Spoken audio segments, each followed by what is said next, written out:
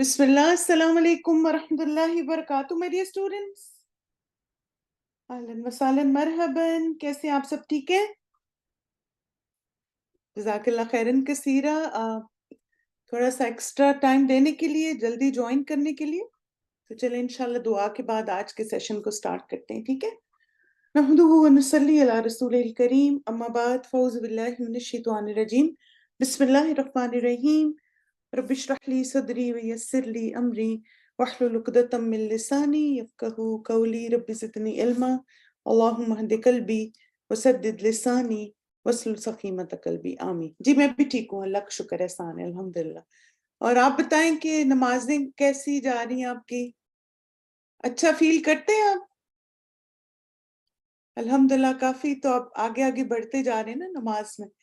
اور آپ دیکھیے کہ جیسے مجھے بھی یاد ہے کہ جب صحیح طریقہ نماز کا پتہ چل جاتا ہے نا، تو ایک اعتماد بھی آتا ہے نا آپ کو نماز میں. اور انشاءاللہ جب آپ کا یہ کورس کمپلیٹ ہو جائے گا تو آپ ضرور یہ چیز اپنے اندر محسوس کریں گے کہ آپ زیادہ کانفیڈنٹ ہو جائیں گے. کیونکہ بہت ہر وقت کنفیوژن رہتی ہے نا، پتہ نہیں ایسے کروں یا ایسے کروں.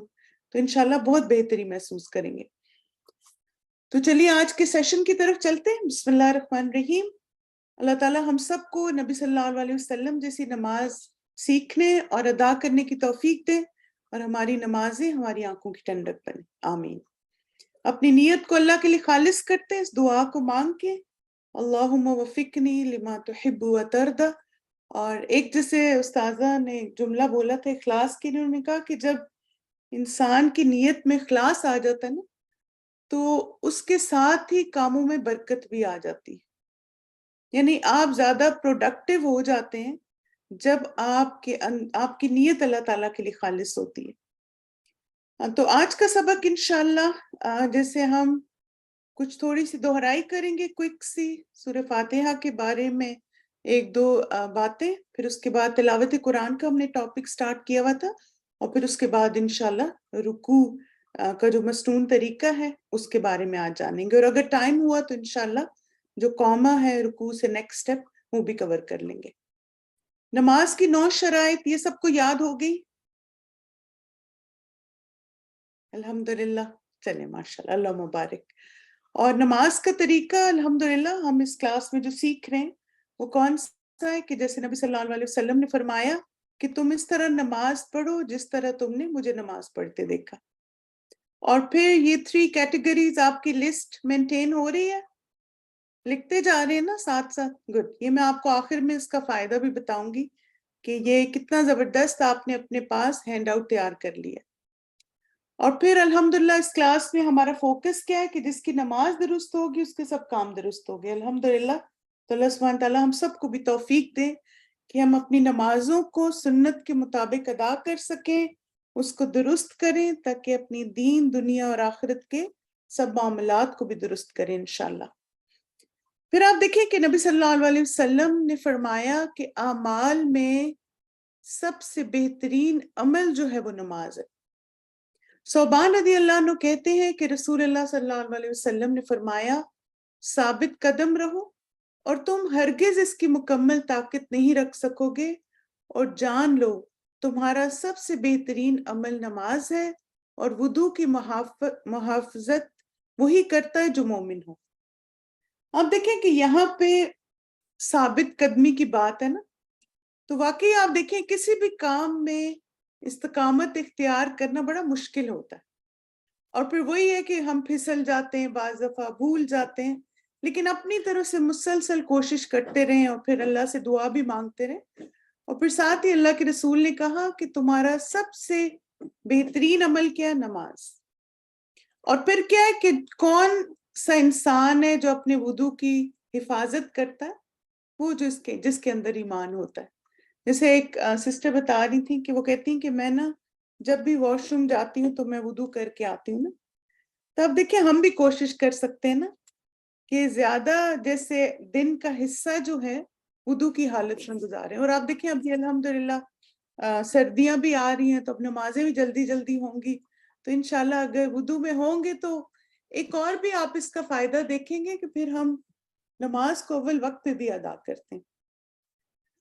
تو چلیے انشاءاللہ میں क्विक स्लाइड सारी दिखाती जाऊंगी क्योंकि मैं चाहती हूँ कि आज हम इंशाल्लाह अपना जो रुकू का टॉपिक है वो मुकम्मल कर सकें ताकि सारे हमारे स्टेप्स नमाज के ना नेक्स्ट 2 क्लासेस में कवर हो जाए।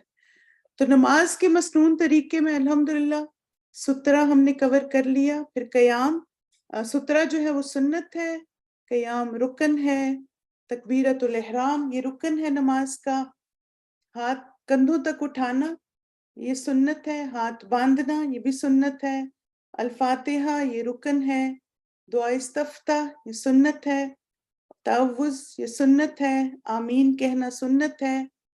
और हम सूरह फातिहा के बारे में इंशाल्लाह देख रहे थे कि ये अल्लाह और बंदे के दरमियान तकसीम है। आप लोगों ने गौर किया था इन सारे जुमलों पे? अल्हम्दुलिल्लाह। अब देखिए कितनी खूबसूरत हो जाती ना नमाज जब इंसान ये सोचता है कि मैं जो भी नमाज में पढ़ रहा हूँ अल्लाह ताला हर बात का जवाब दे रहे हैं। अल्हम्दुलिल्लाह।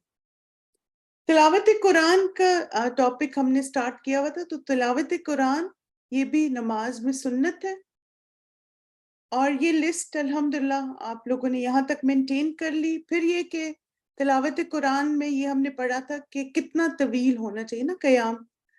तो एक तो ये कि तशहुद जितना तवील हो, जितना तवील कर सकते हैं उतना ही अच्छा है। फिर अकेले खास तौर पे जब नमाज पढ़ रहे हैं तो उसमें हमने क़याम को तवील करना है और जब नमाज बाजमात पढ़ा रहे हैं तो उसमें हमने ब्रीफ रखना है उसको, ठीक है।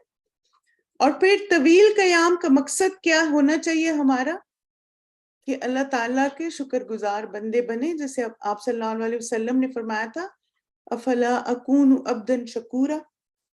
इसलिए आप देखें कि नमाज की अल्लाह ताला को तो जरूरत नहीं है। क्या अल्लाह को हमारी नमाजों की जरूरत है? नहीं। हम नमाज इसलिए पढ़ते हैं ताकि हम अपने आप को एक बेहतर इंसान बना सके। अब देखिए नमाज ना एक हमारे अंदर फोकस बढ़ाती है, डिसिप्लिन लेकर आती है। बहुत सारी आप अपने अंदर एक पॉजिटिव चेंज देखते हैं जब आप नमाज की पाबंदी करते हैं। तो आप कभी ये ना सोचें कि मेरी नमाजों की अल्लाह ताला को जरूरत है। अल्लाह को हमारी इबादत की जरूरत नहीं है। उसकी इबादत करने के लिए तो बहुत सारी मखलूक मौजूद है। हम इबादत करते हैं तो हमारा ही फायदा है। तो इसलिए शुक्रगुजारी दिल में रख के कि अल्लाह ने तौफीक दे दी, अल्लाह ने ईमान दिया, अल्लाह ने समझ दी कि मैं इतनी अच्छे से नमाज अदा कर सकूं, अल्हम्दुलिल्लाह। फिर हम देखते हैं कि नबी सल्लल्लाहु अलैहि वसल्लम नमाजों में कौन सी सूरतें पढ़ते थे।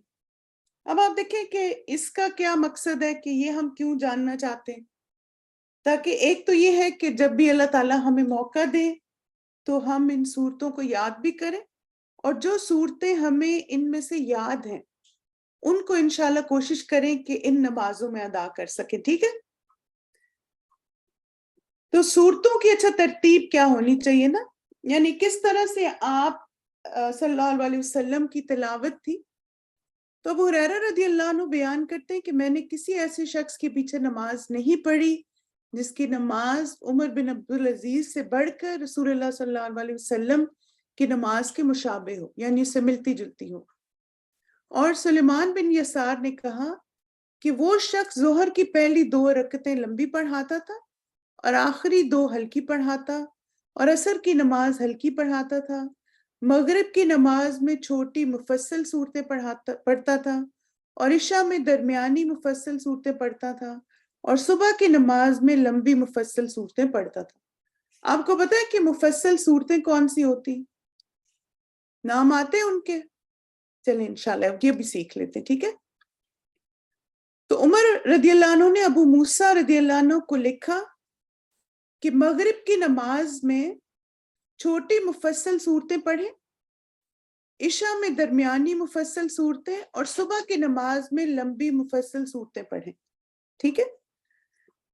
और फिर आप देखें कि जैसे खास तौर पर ये जो तरतीब बताई गई मुफस्सलात की, इसका मकसद ये है कि लोगों के लिए आसानी की जाए ना। कि अबू हुरैरा रज़ियल्लाहु अन्हु से रवायत है कि रसूलुल्लाह सल्लल्लाहु अलैहि वसल्लम ने फरमाया जब तुम में से कोई शख्स लोगों को नमाज पढ़ाए तो तखफीफ करे, क्योंकि उनमें कमजोर, बीमार और बूढ़े होते हैं اور جب وہ خود اکیلے پڑھے تو جس قدر چاہے طوالت کرے. ٹھیک ہے. اچھا اب آپ دیکھیں کہ ایک میں نے آپ سے سوال پوچھا تھا اور اس کو انشاءاللہ میں تھوڑا سا ڈسکس بھی کرنا چاہتی ہوں آپ سے کہ عائلہ ظہر کی فرض نماز ادا کر رہی تھی. اس نے تیسری اور چوتھی رکعت میں سورہ فاتحہ کے بعد سورت کی تلاوت کر لی. تو اس میں سے آپ میں سے کچھ لوگوں نے کہا تھا کہ وہ سجدہ سہو کر لے, اور میں بعد میں فیس بک پہ دیکھ رہی تھی کہ کچھ لوگوں نے لکھا ہوا تھا کہ سجدہ سہو کرے.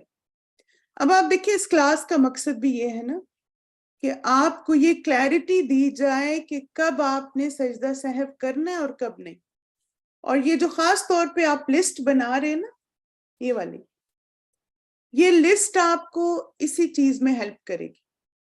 ٹھیک ہے, کہ آپ نے کون سی چیزیں آپ کی مس ہو جائیں تو اس میں آپ نے سجدہ سہو کرنا ہے, اور کون سی چیزیں اگر مس ہو جائیں, اسکپ ہو جائیں, تو پھر سجدہ سہو کی ضرورت نہیں ہے. صحیح ہے. اور آپ دیکھیں ورنہ پھر یہ ہوتا ہے کہ ہر چیز پہ لوگ سجدہ کر رہے ہوتے ہیں. جی ہاں, اس سچویشن میں کیا ہے کہ سجدہ سہو نہیں ہوگا, یعنی کوئی حرج نہیں ہے اگر تیسری چوتھی رکعت میں بھی کوئی سورت پڑھ لی جائے. پھر نبی صلی اللہ علیہ وسلم مختلف نمازوں میں کون سی قرات کیا کرتے تھے؟ اب دیکھیں یہ مفصل صورتیں. ٹھیک ہے, ایک ہے کسار مفصل, یہ سوری الناس تک ہے, یہ سورہ دوحا سے لے کے سورہ الناس تک ہے.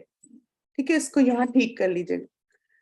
تو سورہ دوحا سے الناس تک کیا کسار, کسار کا مطلب ہے مختصر. پھر وسط مفصل, یعنی جو تھوڑی سی آپ نے دیکھا ہوگا کہ جس میں تقریباً 13 سے لے کے 40 تک آیات ہیں یا اس سے تھوڑی زیادہ, اور وہ ہے سورہ نبا سے لے کے سورہ دوحا تک. تو یہ وسط ہوگی ہماری مفصل. اور پھر اس کے بعد طوال مفصل کون سی ہے؟ سورہ قاف سے لے کے سورہ نبا تک. تو یہ تھوڑی سی پھر لمبی ہو جاتی ہے صورتیں. اب نبی صلی اللہ علیہ وسلم جو مختلف نمازوں میں صورتیں قرات کیا کرتے تھے وہ کون سی تھی؟ فجر کی نماز میں نبی صلی اللہ علیہ وسلم سورہ قاف, سورہ المومنون, سورہ تکویر, اور جمعے کے دن خاص طور پہ الف لام میم سجدہ اور سورہ الانسان پڑھتے تھے. اچھا یہ بتائیں ان میں سے کوئی یاد ہے آپ کو ان سب میں؟ سورہ الانسان آسان ہے, وہ یاد کر لیں. ٹھیک ہے, یہ ایزی ہے, چھوٹی بھی ہے, جلدی یاد ہو جائے گی انشاءاللہ. پھر اس کے بعد اس کے علاوہ الزلزال بھی پڑھتے تھے, الفلق, الناس, الکافرون اور الاخلاص.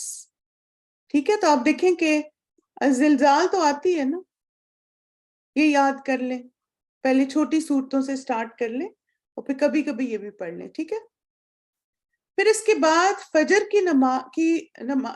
کی نماز میں فرض سے پہلے کی 2 رکعت میں نبی صلی اللہ علیہ وسلم یہ 2 صورتیں پڑھتے تھے. پہلی رکعت میں سورہ کافرون اور دوسری رکعت میں الاخلاص. ٹھیک ہے, تو یہ تو آپ سب الحمدللہ سنت پہ عمل کر سکتے ہیں نا, کہ فجر کی 2 سنت میں آپ نے یہ دونوں صورتیں پڑھنی ہے. ٹھیک ہے.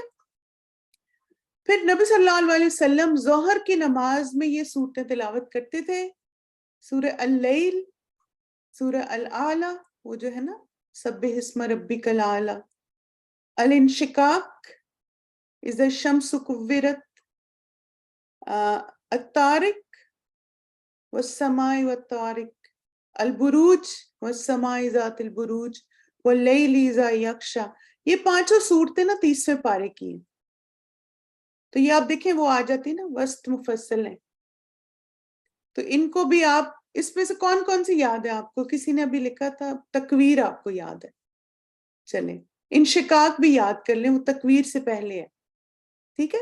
تو بہرحال اللیل آپ کو بہت جلدی یاد ہو جائے گی, سورہ طارق چھوٹی یہ یاد ہو جائے گی. تو یہ بے شک سورہ طارق سے سٹارٹ کر لیں اور پھر اس کے بعد اللیل کو کر لیں, ماشاءاللہ اللہ مبارک. اور پھر بروج بھی بہت ایزی, الاعلی, انشقاق, آسان صورتیں. لیکن اگر آپ کو یاد نہیں ہے تو سورہ طارق سے سٹارٹ کر لیں, صحیح, اور پھر ظہر میں پڑھنا شروع کر دیں. نبی صلی اللہ علیہ وسلم عصر کی نماز میں یہ صورتیں تلاوت کرتے تھے, اللیل الطارق البروج. چلیں الحمدللہ گڈ، سب یاد ہے تو بہت اچھی بات. پھر اس کے بعد نبی صلی اللہ علیہ وسلم مغرب کی نماز میں یہ صورتیں تلاوت کرتے تھے: الطور، المرسلات، الاعراف، الانفال اور سورہ محمد. تو یہ ساری پھر جو سب سے طویل صورتیں نا، تھرڈ کیٹیگری جو ہے اس میں آ جاتی. آپ دیکھیں کہ جیسے نا یہ اس پہ بھی ڈیپینڈ کرتا تھا کہ اللہ کے رسول جیسے دیکھتے تھے کہ نمازی کون ہے نا، تو اکارڈنگ ٹو دا سچویشن وہ پہ ڈیسائیڈ کرتے تھے. یعنی جب ایسے صحابہ ہوتے تھے جماعت میں جن میں جیسے نبی صلی اللہ علیہ وسلم، اس کے مطابق پھر نمازیوں کی تعداد کے مطابق نا صورتوں کو طویل یا مختصر کیا جا سکتا ہے. اگر عورتیں ہیں، بزرگ ہیں، بوڑھے ہیں، بیچ میں بیمار ہیں تو پھر بریف کر لیں، اور اگر ینگ لوگ زیادہ ہیں تو پھر طویل کیا جا سکتا ہے. تو امام جو ہے وہ according to the situation decide کر سکتے ہیں. پھر آپ دیکھیں کہ آپ کو پتہ ہے کہ مغرب کی نماز میں فرض کے بعد جو 2 رکعت پڑھتے ہیں سنت، اس میں بھی نبی صلی اللہ علیہ وسلم یہ 2 صورتیں تلاوت کرتے تھے: سورہ کافرون اور سورہ الاخلاص. آپ لوگ مغرب کے بعد بھی پڑھتے ہی ہیں، کیونکہ بہت سارے لوگوں کو یہ تو پتا ہوتا ہے کہ فجر کی 2 سنت میں، لیکن جو مغرب کی 2 سنت ہے نا اس میں بھی. اچھا، ایک اور بھی نفل ہے 2 جس میں نبی صلی اللہ علیہ وسلم یہی 2 صورتیں پڑھتے تھے. یاد ہے آپ کو؟ پتا ہے کسی کو وہ کون سے تھے؟ استخارہ نہیں، اس کی کوئی دلیل تو نہیں ہے. عشاء کی میں بھی نہیں آئی.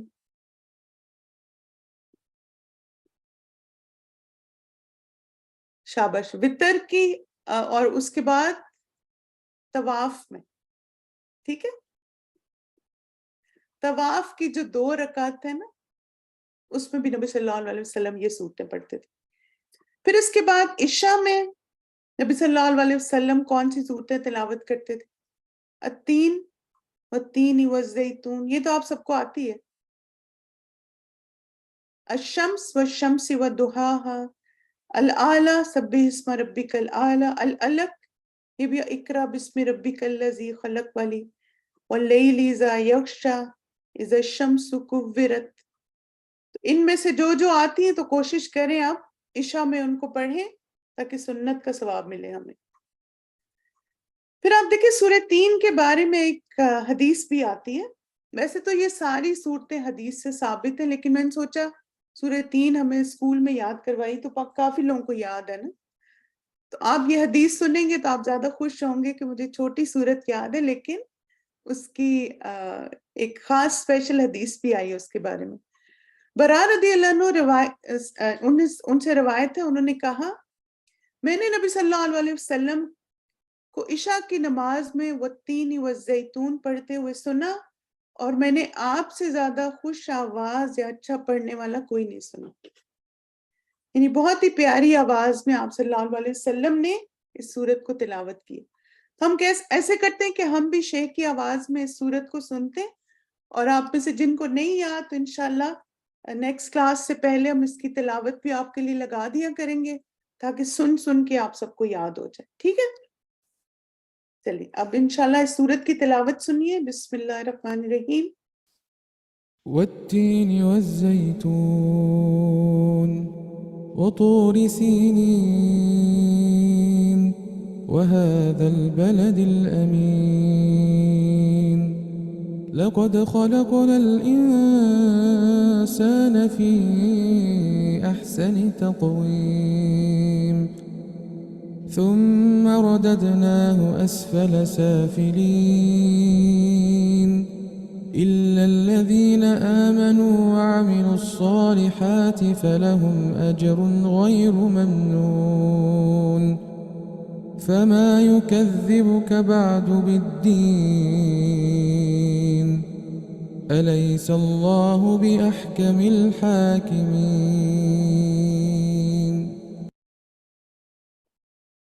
اچھا، بعض دفعہ نا ہمیں سورت یاد ہوتی ہے لیکن تلفظ درست نہیں ہوتا نا، تو انشاءاللہ آپ لوگ اس کو سنیں بار بار تاکہ اگر کہیں بھی کوئی غلطی ہے پروننسیشن کی تو اس کو ساتھ ساتھ درست کریں، ٹھیک ہے؟ پھر اس کے بعد آپ دیکھیں کہ نبی صلی اللہ علیہ وسلم وتر کی نماز میں یہ صورتیں تلاوت کرتے تھے. پہلی رکعت میں سورہ الاعلیٰ، سبح اسم ربک الاعلیٰ، دوسری رکعت میں الکافرون اور تیسری رکعت میں الاخلاص. ٹھیک ہے، یعنی اگر آپ 3 وتر پڑھیں تو آخری 3 وتر میں یہ ہوگا اور باقی میں دوسری صورتیں پڑھی جا سکتی ہیں، کیونکہ وتر 5 7 اس سے زیادہ تعداد میں پڑھے جا سکتے ہیں. پھر یہ کہ نماز میں تلاوت کیسے کی جائے. ظہر اور عصر سری نمازیں ہیں اور باقی تمام نمازیں جہری ہیں. پہلی رکعت کی تلاوت دوسری رکعت سے طویل ہو، یعنی یہ انداز ہونا چاہیے. یعنی ظہر اور عصر میں کیا ہے کہ آپ اونچی آواز میں تلاوت نہیں کریں گے، اور باقی فجر، مغرب اور عشاء میں اونچی آواز میں تلاوت کر سکتے ہیں. اور پھر جو پہلی رکعت ہے وہ دوسری سے طویل ہو، ٹھیک ہے، یعنی فرسٹ جو ہے نا وہ سب سے زیادہ آپ کی لمبی قرات اس میں ہونی چاہیے. اچھا یہ بتائیں کہ فاطمہ جب بھی فجر اور عشاء کی نماز گھر میں اکیلی پڑھتی ہے تو وہ اونچی آواز میں تلاوت کرتی، کیا ایسا کرنا درست ہے؟ جی ہاں، ایسا کیا جا سکتا ہے، اس میں کوئی حرج نہیں. اونچی آواز میں تلاوت سے باجماعت نماز میں کرنی چاہیے. یہ بتائیے. شاباش، ایسا کرنے میں کوئی حرج نہیں. جو نمازیں جہری ہیں نا ان کو آپ اونچی آواز میں پڑھ سکتے ہیں. ایون جو سری نمازیں اس میں بھی آپ دیکھیں کہ صحابہ کرام کو کیسے پتہ چلا نا کہ آپ صلی اللہ علیہ وسلم ظہر میں یہ سورت پڑھ رہے ہیں، عصر میں یہ پڑھ رہے ہیں. حالانکہ وہ تو سری نمازیں تھی، کیونکہ آپ صلی اللہ علیہ وسلم کچھ الفاظ جو تھے وہ اونچی آواز میں بھی بولتے تھے.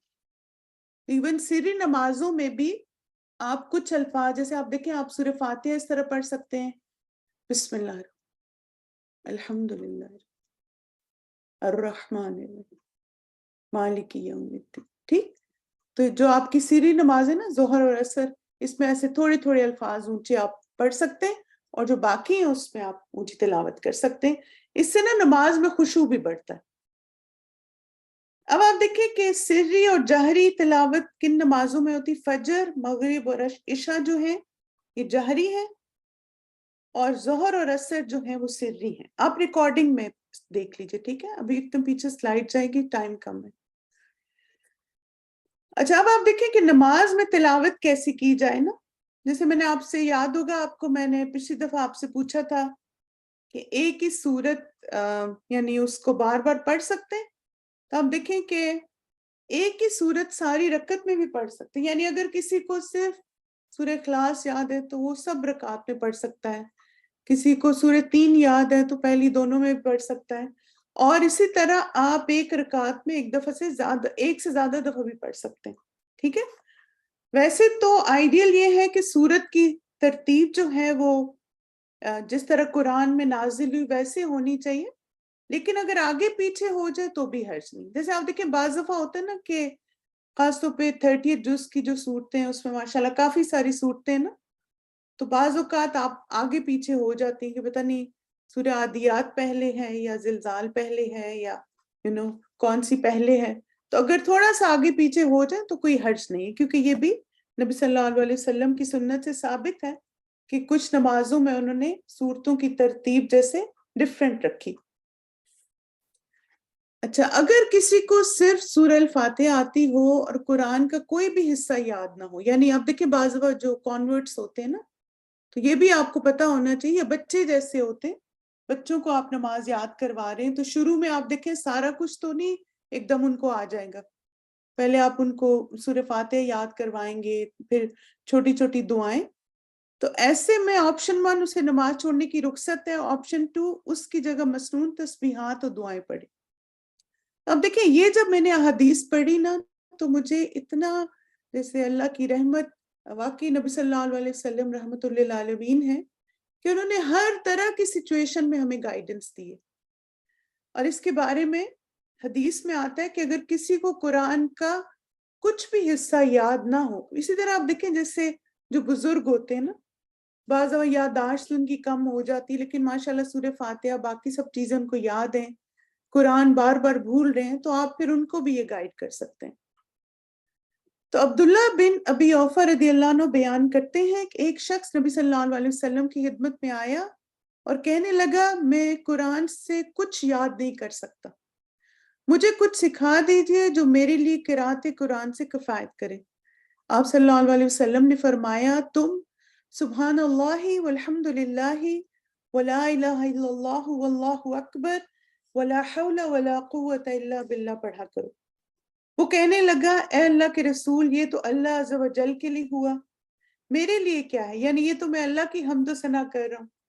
آپ صلی اللہ علیہ وسلم نے فرمایا کہا کرو اللہم ارحمنی ورزقنی وعافنی وہدنی، اے اللہ مجھ پر رحم فرما، مجھے رزق دے، مجھے عافیت دے اور مجھے ہدایت عطا کر۔ چنانچہ جب وہ کھڑا ہوا تو اپنے ہاتھوں سے ایسے اشارہ کیا تو رسول اللہ صلی اللہ علیہ وسلم نے فرمایا اس نے اپنے ہاتھ خیر سے بھر لی۔ تب آپ دیکھیں کہ جس کو قرآن کا کچھ بھی حصہ یاد نہیں، بعض آپ دیکھیں میموری کا ایشو ہو سکتا ہے، بہت سارے اور بھی مسئلے ہو سکتے ہیں، تو وہ پھر یہ اذکار اپنی نماز میں پڑھ سکتے ہیں۔ پھر اسی طرح ایک اور حدیث میں آتا ہے کہ نبی صلی اللہ علیہ وسلم نے فرمایا اگر تمہیں قرآن یاد ہو تو پڑھو، ورنہ اللہ کی تحمید حمد کرو، الحمدللہ پڑھ لو، اس کی تکبیر اللہ اکبر اور اس کی تحلیل کرو، اور وہی جو تسبیح ہے نا سبحان اللہ والحمدللہ ولا الہ الا اللہ واللہ اکبر۔ اس روایت میں مزید فرمایا اگر تم نے اس سے کچھ کم کیا تو اپنی نماز سے کم کیا، یعنی ایٹ لیسٹ اتنا تو کر ہی سکتے ہو نا، اتنا تو یاد کر لیں۔ تب آپ دیکھیں الحمدللہ یہاں پہ ہمارا قیام اب مکمل ہو گیا تلاوت قرآن کے ساتھ۔ تو کوئک سی چیک لسٹ دیکھ لیتے ہیں۔ قیام میں پاؤں جما کر کھڑا ہونا، ہاتھ کان کی لو یا کندھوں تک اٹھائیں اور تکبیر کہیں، یعنی اللہ اکبر کہنے کے لیے، یہ کر رہے ہیں آپ لوگ؟ گڈ۔ دائیں ہاتھ پر بائیں ہاتھ یا بازو پر رکھیں، ٹھیک ہے، قیام کی حالت میں۔ پھر دعا استفتاح، تعوذ، بسم اللہ، فاتحہ اور کوئی سورت پڑھیں، اور آپ کی آنکھیں جو ہیں وہ سجدے کے مقام پہ ہونی چاہیے، ٹھیک ہے۔ تو یہ ہمارے 5 پوائنٹس ہیں قیام کی حالت میں۔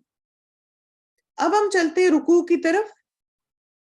رکوع جو ہے یہ نماز کے ارکان میں سے ایک رکن ہے، اگر کسی نے رکوع نہیں کیا تو اس کی وہ رکعت نہیں ہوگی، دہرانی ہوگی پھر۔ تو آپ اپنی لسٹ میں یہاں پہ ایڈ کر لیں ارکان میں رکوع کو۔ رکوع کا حکم اللہ سبحانہ تعالیٰ نے قرآن مجید میں دیا ہے۔ سورہ البقرہ آیت 43 میں آتا ہے وَأَقِیمُوا الصَّلَاةَ وَآتُوا الزَّکَاةَ وَارْکَعُوا مَعَ الرَّاکِعِینَ، اور نماز قائم کرو اور زکوٰۃ دو، رکوع کرنے والوں کے ساتھ رکوع کرو۔ اسی طرح آپ دیکھیں ایک اور جگہ بھی یہی حکم آتا ہے سورہ حج میں، اے لوگوں جو ایمان لائے ہو رکوع کرو اور سجدہ کرو اور اپنے رب کی عبادت کرو اور نیکی کرو تاکہ تم کامیاب ہو جاؤ۔ پھر اسی طرح مریم علیہ السلام کو بھی حکم دیا گیا رکوع اور سجدے کا، اے مریم اپنے رب کی فرما بردار بن جاؤ اور سجدہ کرو اور رکوع کرنے والوں کے ساتھ رکوع کرو، ٹھیک ہے۔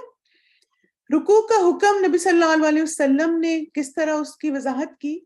رسول اللہ صلی اللہ علیہ وسلم نے فرمایا تم میں سے کسی کی نماز مکمل نہیں ہوتی جب تک وہ اچھی طرح وضو نہ کرے جس طرح کہ اللہ عز و جل نے اسے حکم دیا، پھر اللہ اکبر کہیں اور اللہ عز و جل کی حمد اور اس کی بزرگی بیان کریں، ثنا پڑھے۔ اچھا ثنا کہاں پڑھیں گے آپ اللہ اکبر کہنے کے بعد؟ جلدی سے بتا دیں کیونکہ میں چاہتی ہوں آپ حدیث کو بھی انڈرسٹینڈ کر سکیں نا۔ ویری گڈ، قیام کی حالت میں، اور اس کو آپ کیا کہتے ہیں؟ استفتاح۔ ثنا جو ہے نا یہ دعا استفتاح ہے، اور جو قرآن میں سے آسان ہو وہ پڑھے جو اسے اللہ نے سکھایا ہے اور جس کی اسے توفیق دی، پھر اللہ اکبر کہہ کر رکوع کرے۔ تو اس کا مطلب ہے تلاوت قرآن کے بعد نیکسٹ سٹیپ کیا ہوگا؟ اللہ اکبر کہنا۔ اس کا ترجمہ کیا ہے؟ اللہ اکبر سب سے بڑا۔ رکوع سے پہلے ہاتھ اٹھانا جس کو رفع الیدین بھی کہتے ہیں، یہ بھی سنت ہے نماز کی، تو اپنی لسٹ میں ایڈ کر لیجئے رکوع سے پہلے ہاتھ اٹھانا۔ رسول اللہ صلی اللہ علیہ وسلم جب نماز کے لیے کھڑے ہوتے تو بالکل سیدھے کھڑے ہو جاتے، اور اپنے دونوں ہاتھ اٹھاتے یہاں تک کہ انہیں اپنے کندھوں کے برابر لے جاتے. پھر جب آپ رکوع کا ارادہ کرتے تو اپنے دونوں ہاتھ اٹھاتے یہاں تک کہ انہیں اپنے دونوں کندھوں کے برابر لے جاتے. پھر اللہ اکبر کہتے اور رکوع کرتے. ٹھیک ہے. تو پہلا جو حصہ ہے وہ قیام کے بارے میں ہے. ٹھیک ہے. یعنی قیام کے لیے تکبیرۃ الاحرام کے لیے ہاتھ اٹھاتے, اور پھر جب رکوع کا ارادہ کرتے تو پھر دوبارہ ہاتھ اٹھاتے. انہیں جس طرح سے تکبیرۃ الاحرام کے لیے ہاتھ اٹھائے تھے اسی طرح رکوع کے لیے بھی ہاتھ اٹھاتے. پھر اللہ اکبر کہنا جو ہے رکوع میں وہ کیا ہے؟ یہ واجبات میں سے ہے. ٹھیک ہے. تو اس کو واجب کی لسٹ میں لکھ لیں کہ رکوع کے لیے جاتے ہوئے جب آپ اللہ اکبر کہیں گے تو یہ واجب ہے. اللہ اکبر کب کہیں گے؟ قیام سے رکوع میں جاتے ہوئے. ٹھیک ہے. یعنی آپ نے قرآن کی تلاوت ختم کی, اب آپ کیا کہیں گے؟ اللہ اکبر, ہاتھ اٹھائیں گے اور پھر آپ رکوع میں چلے جائیں گے. اب رکوع کا طریقہ کیا ہے؟ نبی صلی اللہ علیہ وسلم کا رکوع کیسا تھا؟ عباس بن سہل نے کہا کہ ابو حمید, ابو اسید, سہل بن سعد اور محمد بن مسلمہ رضی اللہ عنہم جمع تھے. یعنی آپ دیکھیں اتنے سارے صحابی تھے. انہوں نے رسول اللہ صلی اللہ علیہ وسلم کی نماز کا ذکر کیا تو ابو حمید رضی اللہ عنہ نے کہا, میں رسول اللہ صلی اللہ علیہ وسلم کی نماز کے بارے میں تم سب سے زیادہ جانتا ہوں, اور اس حدیث میں کچھ بیان کیا. کافی طویل حدیث ہے, یعنی اس میں ہم صرف رکوع کا حصہ اس حدیث میں سے لے رہے ہیں. پھر آپ صلی اللہ علیہ وسلم نے رکوع کیا اور اپنے ہاتھوں کو اپنے گھٹنوں پر رکھا گویا انہیں پکڑے ہوئے ہیں, اور اپنے ہاتھوں کو تانت بنایا اور اپنے ہاتھوں کو اپنے پہلوؤں سے دور رکھا. پہلو کیا ہوتے ہیں؟ یہ جو آپ کی سائٹ پہ نہیں, بازو کے نیچے جو گوشت ہوتا ہے اس کو کہتے ہیں. ٹھیک ہے. اب آپ دیکھیں تانت کیا ہوتا ہے. تانت نا یہ جو نہیں ہوتا تیر جس کو کہتے ہیں آپ, تو اس سے کیا پتہ چلتا ہے کہ رکوع میں آپ کے ہاتھ کیسے ہونے چاہیے. بینڈ نہیں کرنے آپ نے, کہ یہ نہیں کہ کونیاں نکلی ہوئی ہیں, بالکل سٹریٹ, یعنی جس طرح یہ تیر ہے نا, تیر کی طرح سیدھے بازو ہونے چاہیے. مابسہ بن معبد رضی اللہ عنہ سے روایت ہے, انہوں نے فرمایا میں نے رسول اللہ صلی اللہ علیہ وسلم کو نماز پڑھتے دیکھا. آپ صلی اللہ علیہ وسلم جب رکوع کرتے تو کمر اس قدر برابر کرتے کہ اگر کمر پر پانی ڈالا جائے تو ٹھہر جائے. اب دیکھ بہت ساری سسٹر جب بچوں کو نماز سکھاتی ہیں تو وہ رکوع اسی طرح سکھاتی ہیں کہ واٹر باٹل کمر پہ رکھ دیں, واٹر باٹل ٹک جائے تو اس کا مطلب رکوع ٹھیک ہے. جیسے آپ دیکھیں یہ, اب یہ بازو دیکھیں تانت ہے نا اس طرح سے, بالکل سٹریٹ ہے, کوئی خم نہیں ہے, اور بیک اور سر ایک لینتھ پہ ہونا چاہیے. اچھا, یہ آپ اپنی جیومیٹری پڑھی ہوئی ہے نا میتھس میں, کیا لگ رہا ہے آپ کو؟ جیومیٹری میں ڈی دیکھی ہوئی آپ نے, 90 ڈگری کا اینگل ہے نا, یہ ہے نا ٹرائی اینگل, بالکل ٹرائی اینگل بھی, اور اسی طرح آپ دیکھیں پورا دیکھیں تو 90 ڈگری کا اینگل بنتا ہے. یس, رائٹ اینگل. پھر آپ دیکھیں اس طرح بالکل آپ کی بیک اور سر ایک لینتھ پہ ہو اور بازو بالکل سٹریٹ ہونے چاہیے. اچھا, یہ بتائیں کہ کیا اس طرح رکوع کرنا درست ہے, یعنی تھوڑا سا بینڈ کر کے, اس میں کیا غلط ہے آپ کے خیال میں؟ بالکل, ایک تو یہ کہ مسنون طریقہ نہیں, سٹریٹ نہیں ہے. شاباش, یعنی بیک تھوڑی سٹریٹ ہونی چاہیے. کیا یہ ٹھیک ہے زیادہ جھک جائیں؟ دیکھیں جھکے ہوئے نا, صحیح نہیں ہے. اس میں بھی کیا غلط ہے؟ ٹو لو. شاباش, ویری گڈ. اور اسی طرح آپ دیکھیں کہ جو کونیاں ہیں نا وہ بھی تھائز کو لگ رہی ہیں, وہ بھی غلط ہے. ایک تو آپ دیکھیں اس رکوع میں دو غلطیاں ہیں. ایک تو یہ کہ بہت زیادہ جھکاؤ ہے, اور دوسرا بازو بھی بینڈ کیے ہوئے, اور آپ دیکھیں بازو پنڈلی تک گئے میں, اتنے زیادہ نیچے نہیں جانا آپ نے. اچھا, یہ رکوع دیکھیں, یہ درست ہے. یس. اب دیکھیں بیک اور سر سٹریٹ ہے, بازو بالکل سیدھے ہیں اور گھٹنوں پہ رکھیں. ٹھیک ہے, good.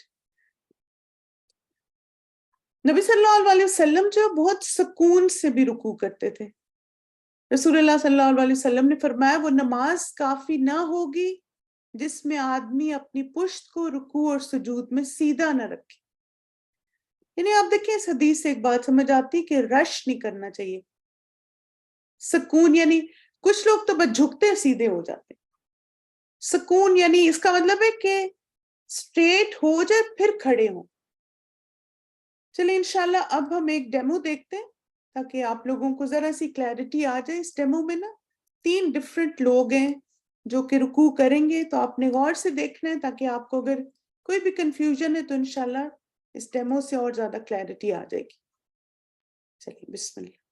Go to the next rukn or pillar of as-salah, which is ar-ruku'. So let's see exactly with Sheikh Yasser, how can a person perform a proper ruku' according to the description of Salatun Nabi sallallahu alayhi wa sallam, beginning with takbir. Allahu Akbar. We need to pause for a little bit and examine this position. We notice that the back is making with the trunk a 90-degree angle, and the back is straight.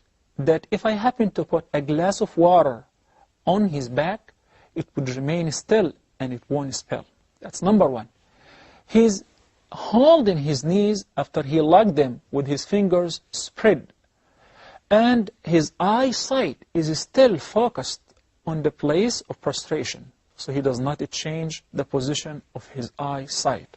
Now, we'll come to what do we say in ruku'? We would listen to the Shaykh saying, Subhana Rabbiyal Azim. Subhana Rabbiyal Azim. Subhana Rabbiyal Azim. This is the sunnah to recite Subhana Rabbiyal Azim twice. And you may say it more than that, but what's mandatory is to say it at least once. Of course, there are other supplications that the Prophet ﷺ used to recite. But just keep in mind one thing before we listen to the Shaykh reciting other supplications. While in a state of ruku' or sujood, we're prohibited and not allowed to recite any Qur'an.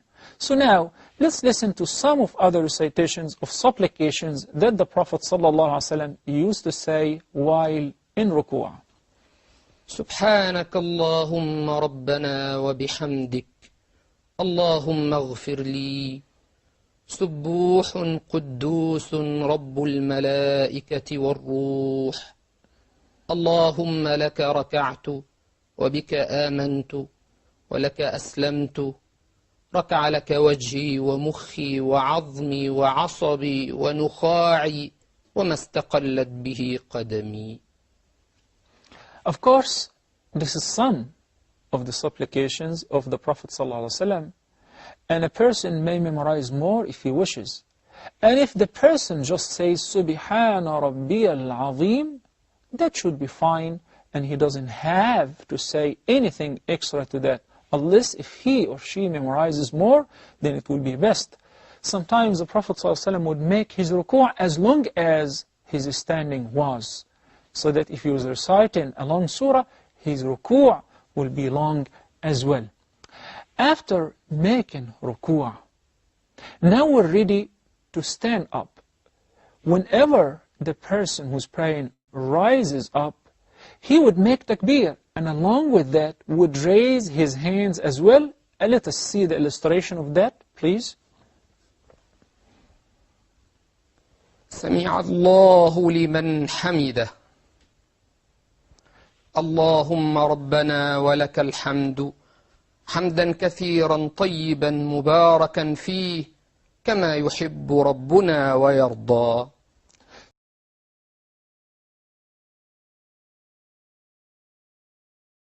اب یہ ایک اور طریقہ دیکھیں رکوع کا.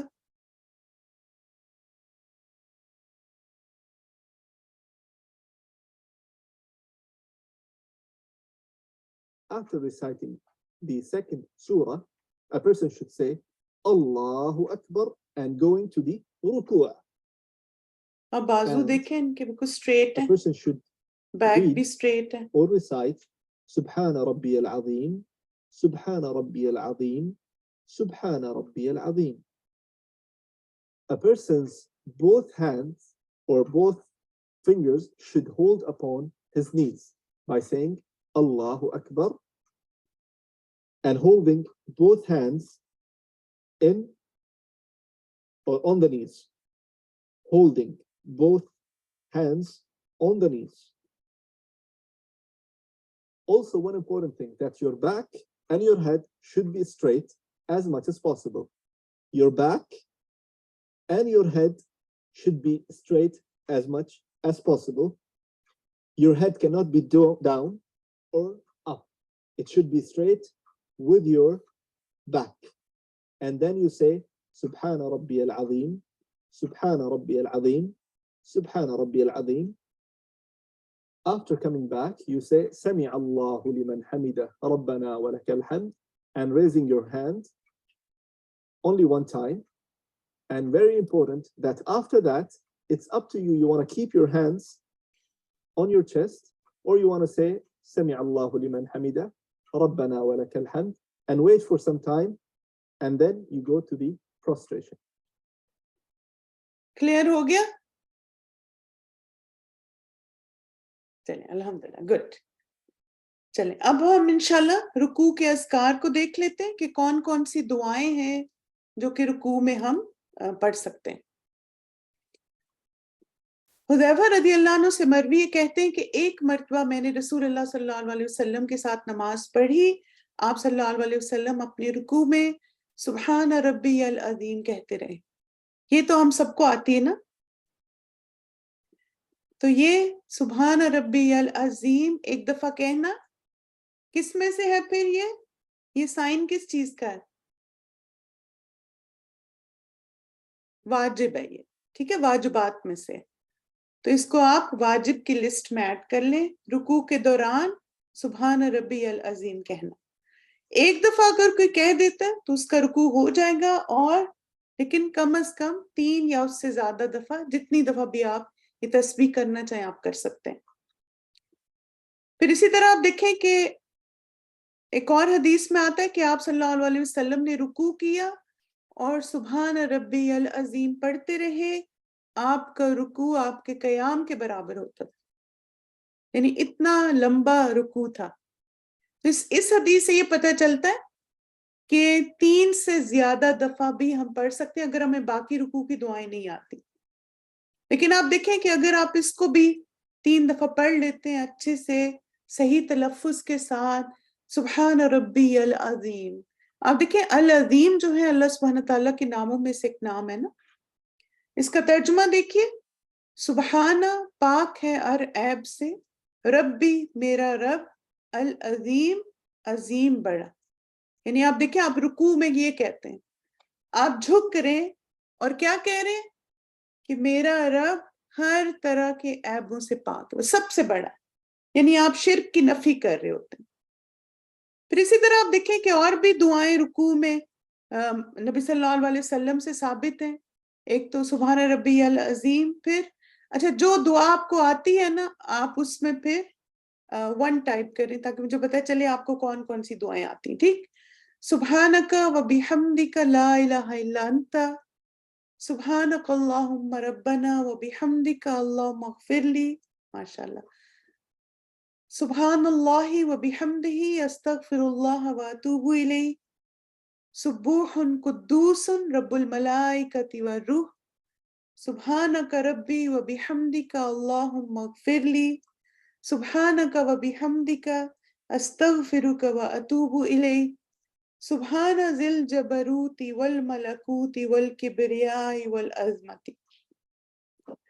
क्या रुकू में सुब्हान रब्बियल अज़ीम जाते वक्त कहेंगे या रुकू की हालत में? ये बताइए. रुकू में जाते हुए? जी नहीं, ये मसनून ने.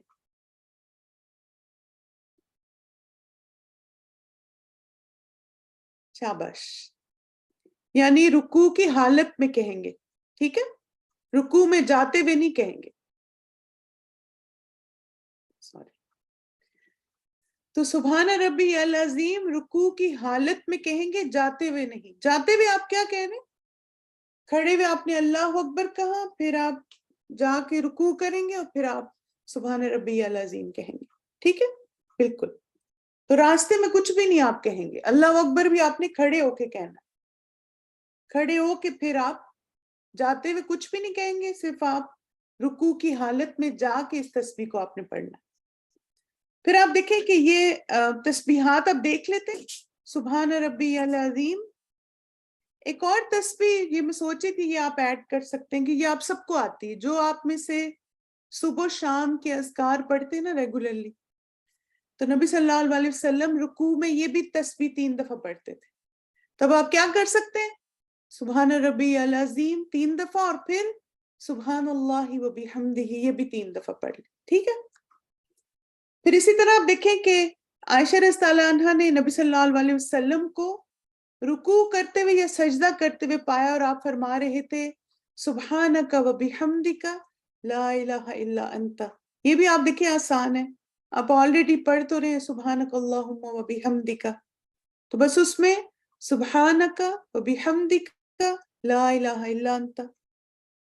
پھر اسی طرح سبحانک ربی و بحمدک اللہم اغفر لی. تو نبی صلی اللہ علیہ وسلم کثرت سے اس نماز کو اپنی زندگی کے آخری دنوں میں اپنی نماز میں اس دعا کو مانگا کرتے تھے. پھر اسی طرح آپ دیکھیں ایک اور بھی دعا ہے کہ عائشہ رضی اللہ عنہ کہتی ہیں کہ رسول اللہ صلی اللہ علیہ وسلم وفات سے پہلے یہ کلمات کثرت سے فرمایا کرتے تھے سبحانک و بحمدک استغفرک و اتوب الیک. پھر اسی طرح سبحان اللہ و بحمدہ استغفر اللہ و اتوب الیہ یہ بھی پڑھتے تھے. پھر آپ دیکھیں کہ کچھ دعائیں ایسی ہیں جو اگر آپ یاد کر لینا تو وہ جیسے کہ 2 in 1 ہو جائے گا. پھر رکوع بھی کور ہو جائے گا اور سجدہ. جیسے یہ 3 دعائیں ہیں سبوح قدوس رب الملائکۃ والروح، تو یہ آپ صلی اللہ علیہ وسلم رکوع سجدے دونوں میں پڑھتے تھے. پھر سبحانک اللہم و بحمدک اللہم اغفر لی، سبحانک اللہم ربنا و بحمدک اللہم اغفر لی، یہ بھی رکوع اور سجدے کی دعا ہے. پھر سبحان ذی الجبروت والملکوت والکبریاء والعظمت، بہت ہی پیاری دعا ہے، یہ بھی آپ صلی اللہ علیہ وسلم رکوع سجدے دونوں میں پڑھتے تھے. پھر آپ دیکھیں اسی طرح یہ بہت پیاری، ایک یہ یاد کر لیں ضرور، اس کے 3 ورژن سے. ایک شیخ نے بھی پڑھا تھا، یہ پہلے والا بہت آسان ہے، اللہم لک رکعت و بک آمنت و لک اسلمت خشع لک سمعی و بصری و مخی و عظمی و عصبی. چلیں انشاءاللہ اب ایسے کرتے ہیں کہ دعاؤں کی ریسائٹیشن سنتے ہیں تاکہ آپ لوگ اپنا تلفظ ٹھیک کریں. ٹھیک ہے، ریڈی ہے؟ بسم اللہ. سبحان ربي العظيم سبحان ربي العظيم سبحان ربي العظيم. اللهم لك ركعت وبك آمنت ولك أسلمت خشع لك سمعي وبصري ومخي وعظمي وعصبي. اللهم لك ركعت وبك آمنت ولك أسلمت خشع لك سمعي وبصري ومخي وعظمي وعصبي.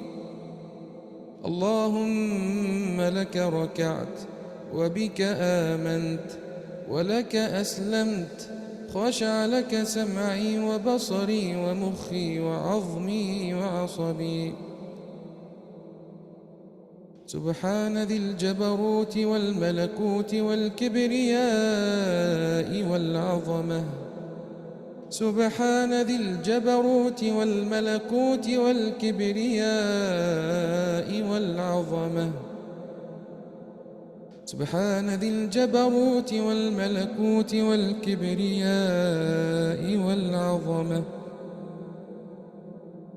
سبوح قدوس رب الملائكة والروح سبوح قدوس رب الملائكة والروح سبوح قدوس رب الملائكة والروح. چلیے الحمدللہ. انشاءاللہ یہ دعائیں بھی ہم اب آپ کو کلاس سے پہلے جو پلے ہوتی ہے نا دعائیں ان کے ساتھ ایڈ کر دیں گے, ٹھیک ہے, تاکہ آپ ان کو بار بار سنیں اور آپ کو یاد ہو جائیں جو دعائیں آپ کو نہیں آتی. اچھا یہ بتائیں کیا رکوع میں ایک سے زیادہ دعائیں پڑھ سکتے ہیں؟ صرف ایک دعا پڑھیں؟ جی پڑھ سکتے. کیونکہ آپ دیکھیں یہ سوال میں نے اس لیے ایڈ کیا کہ کہیں آپ یہ نہ سوچیں کہ اگر دعا استفتاح میں صرف ایک دعا ہے تو شاید رکوع میں بھی. آپ دیکھیں کہ یہ سب باتیں صحابہ نے روایت کی ہیں نا, کہ نبی صلی اللہ علیہ وسلم نے استفتاح میں صرف ایک ہی دعا پڑھی اور رکوع میں ایک سے زیادہ پڑھی. اسی لیے تو آپ دیکھیں اتنا لمبا قیام ہوتا تھا نا, تو سوری اتنا لمبا رکوع ہوتا تھا, تو اس لیے رکوع میں ایک سے زیادہ دعائیں پڑھ سکتے ہیں.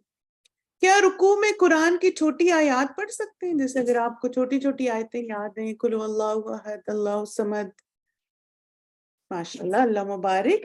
اور یہ بات حدیث سے بھی ثابت ہے کہ علی بن ابی طالب رضی اللہ عنہ سے روایت ہے کہ رسول اللہ صلی اللہ علیہ وسلم نے کس علاقے کے بنے ریشمی کپڑے اور زرد رنگ کے کپڑے سے پہننے سے, سونے کی انگوٹھی پہننے سے اور رکوع میں قرآن پڑھنے سے منع فرمایا.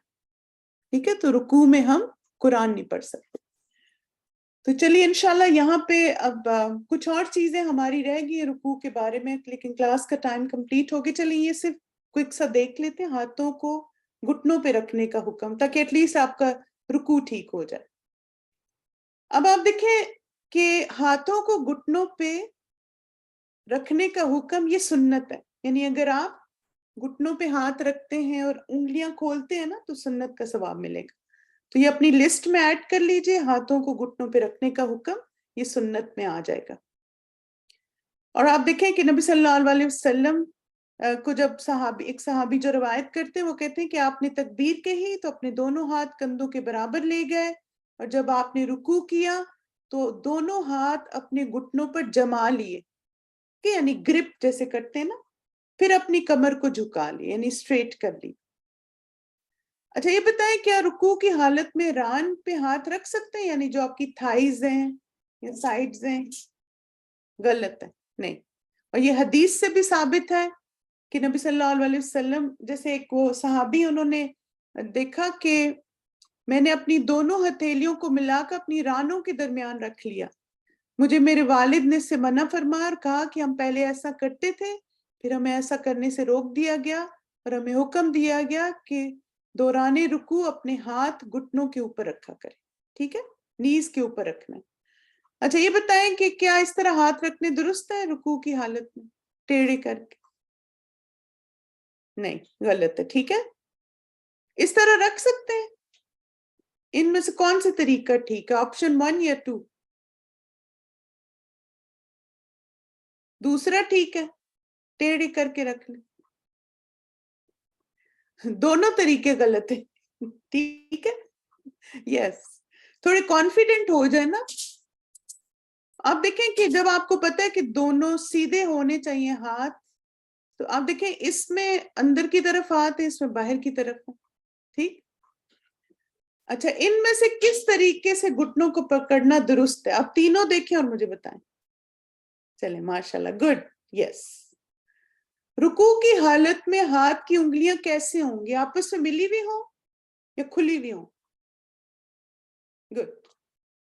رکوع میں انگلیاں پھیلانا, ٹھیک ہے, یہ آپ کی انگلیاں کھلی ہوئی ہونی چاہیے جیسے آپ نے گھٹنوں کو گرپ کرنا ہے.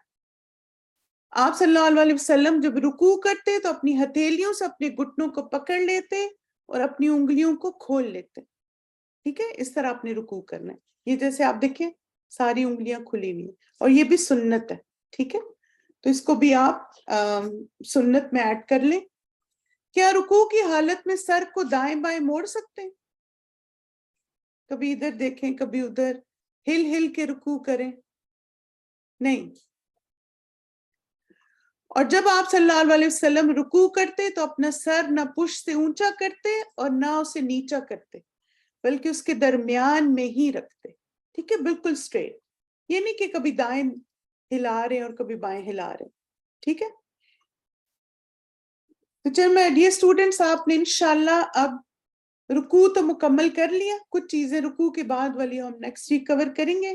تب آپ دیکھیں کہ آپ نے اللہ اکبر کہہ کے رکوع میں جانا ہے، پھر مسنون تسبیحات پڑھنی ہے، پھر آپ نے اپنے ہاتھوں کو گھٹنوں پہ رکھنا ہے، انگلیاں کھلی ہوئی ہوں، سجدے کی جگہ پہ دیکھیں، اور انشاءاللہ اس طرح آپ نے رکوع پریکٹس کرنا ہے.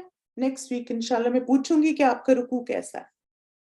جزاکم اللہ خیرن کثیرا مائی ڈیئر اسٹوڈنٹس، بارک اللہ فیکم. بس ایک کوئک سی اناؤنسمنٹ تھی آپ سب کے لیے. جیسے آپ کو پتا ہے کہ ہماری سے 2 کلاسز رہ گئی ہیں، اور مجھے پتا ہے کہ آپ سب کو یہ بہت اچھا لگتا ہے کہ ہم کلاس تھوڑی انٹریکٹیو رکھیں، اس میں تھوڑے سوال جواب بھی ہوں. آپ ایسے ہی پیٹرن چاہتے ہیں نا، تو مجھے ایسے لگ رہا تھا کہ تھوڑا سا کلاس کا ٹائم مجھے بڑھانا پڑے گا. تو نیکسٹ ویک سے انشاءاللہ ہم کلاس 11:30 بجے شروع کریں گے، ٹھیک ہے؟ صرف آخری 2 کلاسز جو ہیں وہ 11:30 پہ ہوں گی، اور بس 2 ہماری کلاسز الحمدللہ رہ گئی ہیں، اور 3-4 سٹیپس ہمارے رہ گئے، ٹھیک ہے؟ تو انشاءاللہ پھر اس میں کوشش کریں گے کہ ایٹ لیسٹ میتھڈالوجی جو نماز کی وہ ساری مکمل کر لیں. تو نیکسٹ ویک انشاءاللہ آپ لوگ پلیز اپنے اسکیڈول کو تھوڑا سا ایڈجسٹ کر لیجئے، اور 11:30 بجے کلاس آئیں گے. جی کلاس آدھا گھنٹہ پہلے شروع ہوگی، جو ابھی ٹائم ہے نا اس سے آدھا گھنٹہ پہلے آ جائیں. چلیے جزاکم اللہ خیرن کثیرا، بارک اللہ فیکم، سبحانک اللہم و بحمدک، اشہد ان لا الہ الا انت، استغفرک و اتوب الیک. السلام علیکم ورحمۃ اللہ وبرکاتہ. چلیں انشاءاللہ تکبیرات سن کے پھر ہم اپنی صلاح کی کلاس کی طرف، صحابیات کی کلاس کی طرف چلتے ہیں. اللہ اکبر اللہ اکبر.